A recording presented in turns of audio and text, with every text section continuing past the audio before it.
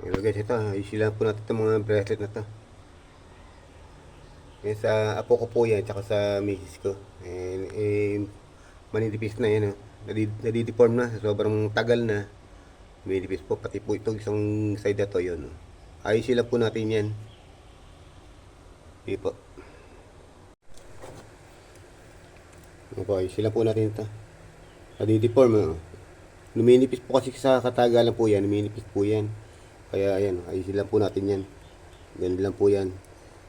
Ito ang kailangan ng mga lock na ganito. Kahit na ma-deform siya, nare-repair. Hindi kailangan palitan. Ayusin lang po yan.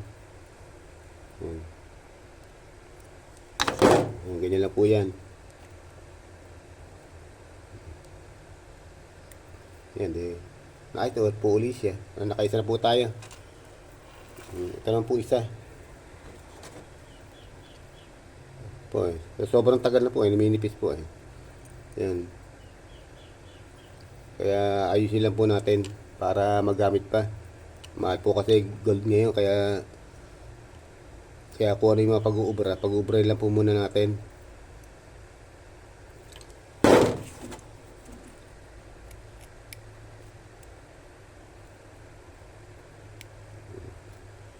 Kunting kalikalikot lang naman yan. Ayan, minipis din po siya habang katagalan. Ayan po, ay ito po yan.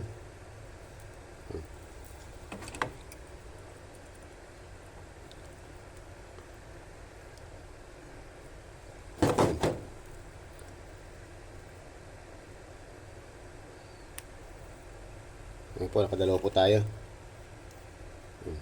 Ito po yung sa apo ko. Ayan. Mga regalo ko lang po sa kanila yan pagka birthday nila. Ayan. Ito yung sa misis ko. May palapit yung sa misis ko. Yan.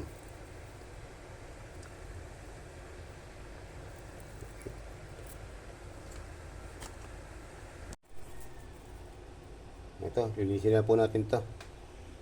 Brasilan na po natin sa yan. Linisin na po natin kasi may mga alikabok po yan. Kaya po yung may itim yan. Pinapasok po ng alikabok yung loob niyan. Kaya kailangan po malinis.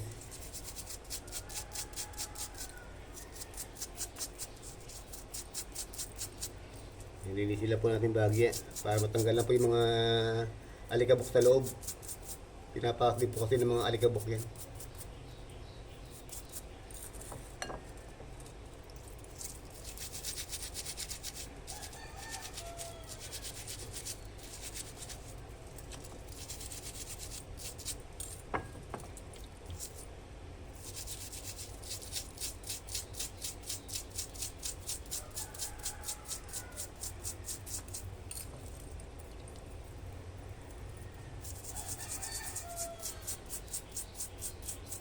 Ayun na, may itim po yung loob eh, oh.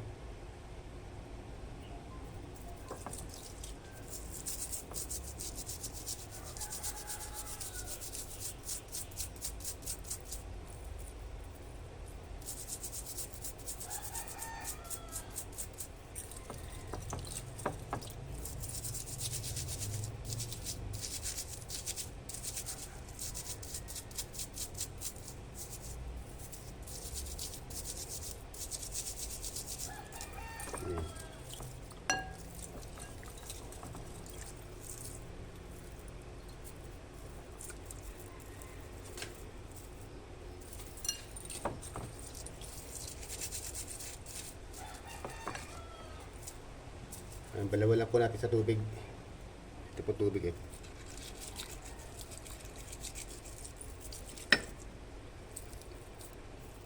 Ayan po. Medyo natanggal na po. Pwede na po pang gamit-gamit po yan. Salamat po. Thank you for watching.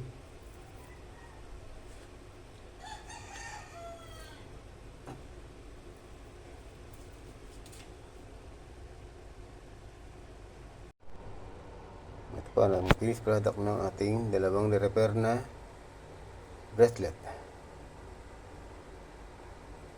Salamat po. Thank you for watching.